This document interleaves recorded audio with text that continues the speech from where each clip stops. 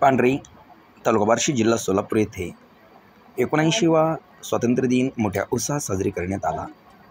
पांढरी ग्रामपंचायत कार्यालय याचा ध्वजारोहण सरपंच लता घावटे यांच्या हस्ते करण्यात आला. पांढरी तलाठी कार्यालय याचे ध्वजारोहण पांढरीचे उपसरपंच संतोष शिंदे यांच्या हस्ते करण्यात आले.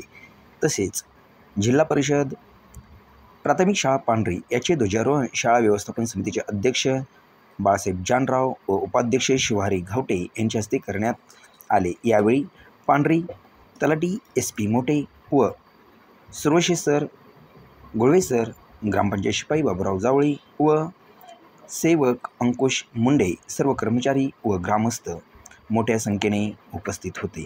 अंगणवाडी सेविका या कार्यक्रमाला उपस्थित होत्या. MK न्यूजने केलेला वार्तालाप बार्शी तालुका प्रतिनिधी बाबासाहेब जानराव, पांढरी.